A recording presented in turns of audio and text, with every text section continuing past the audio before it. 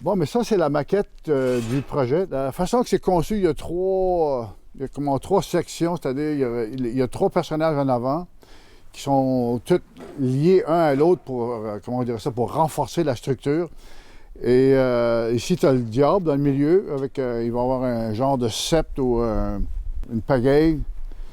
Et tu as les trois autres personnages en arrière aussi qui sont unis un à l'autre pour stabiliser la construction des pièces.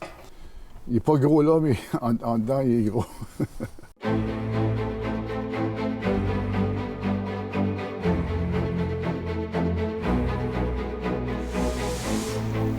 Lui, c'est mon cher cuisinier. Comme tu vois, il est assez rondelet, il a plus d'embonpoint que les autres parce qu'il a accès à la cuisine et à la bouffe qu'il y a là. Comme tu vois, il est un peu joyeux, un peu ahuri en même temps. Puis je pense que c'est lui qui a bu plus de rhum que les autres. Fait que, ça explique un peu son déséquilibre dans le canot. Toutes les tiges, là, c'est pour la structure, l'armature. Le médium me force à faire ça d'une autre manière que l'image formatée qu'on a celle d'Henri Julien. Je m'en inspire parce que, veux pas, c'est des bonhommes dans un canot. T'sais. Je pars de ça, mais aussi, comme je te dis, c'est fait comme je dis toujours, un théâtre où les gens peuvent entrer dans la pièce et comme prétendre qu'ils sont partie prenante du jeu. En faisant les têtes, c'est comme si j'ai tout oublié, les proportions, le format.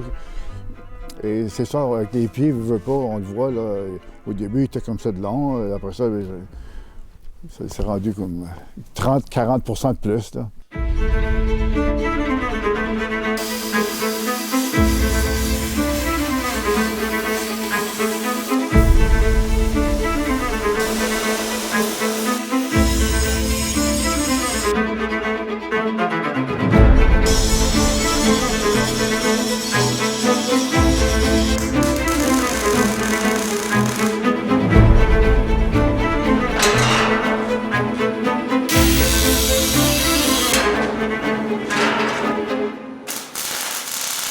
Il faut se placer dans le contexte. Les gars ont cabané depuis peut-être le mois de novembre. Là. Ils étaient dans le bois, ça fait quelques mois qu'ils étaient là.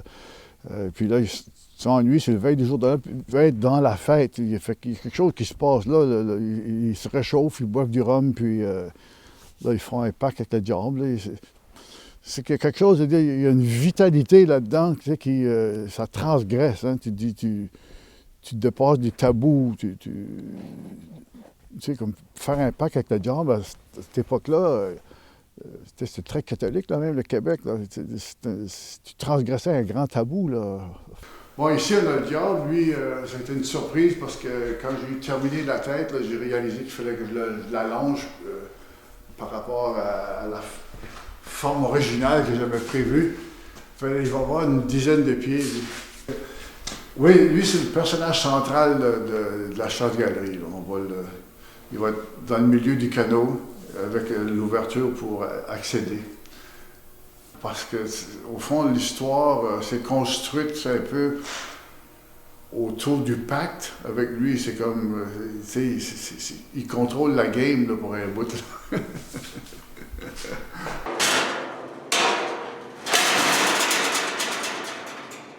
que je vais faire, là, je vais y serrer ça. Ça va y modeler le mollet. Ben, c'est exigeant parce que la façon que je m'y suis pris là, pour le repousser, arrondir les formes, c'est beaucoup plus de travail que juste faire quelque chose de plat, angulaire. Ça se laisse pas faire tout le temps. ça ne va pas toujours où tu veux. C'est une matière qui résiste. C'est la persévérance. C'est la patience. Tu viens ici, tu peux faire une journée, là, ça paraît pas beaucoup. Là.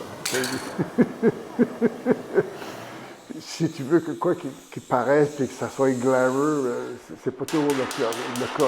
Tu as beaucoup de travail répétitif avant d'arriver à un produit intéressant à présenter. C'est marathonien. C'est du marathon. Là.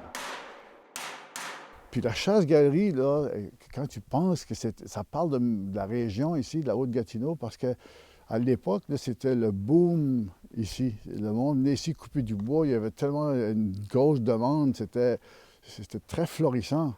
Et c'était attirant pour venir faire de l'argent, couper du bois, puis ça attirait toutes sortes de personnages assez colorés.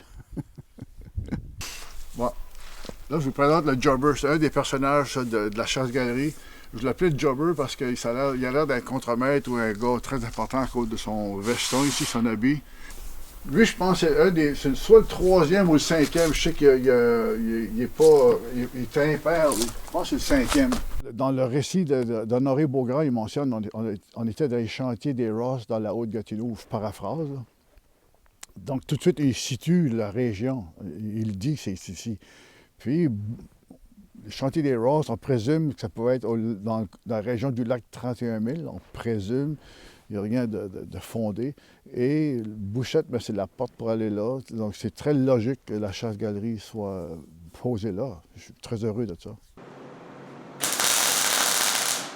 Une année, là, il y avait 12 nids de hérons ici.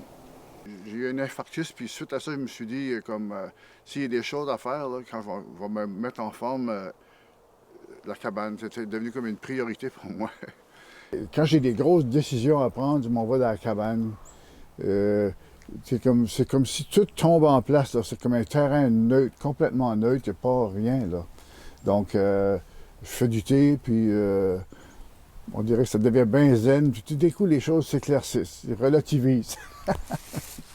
Ben, je pourrais donner une expression d'étonnement. Ça va correspondre avec les autres. Je peux faire ça. Fait qu'à ce moment-là, mon juste, il y a agrandir, ouvrir ça plus.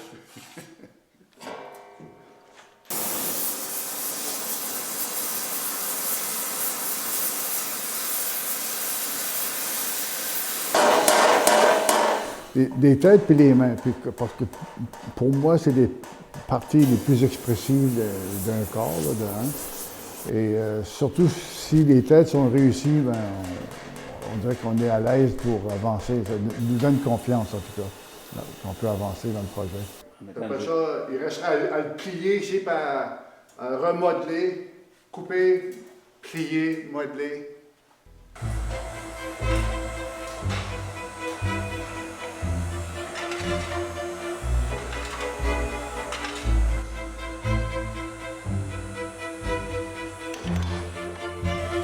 Là, il y avait du travail à ramener, puis à ajuster avec un autre en face, mais on est pas mal dedans. Là.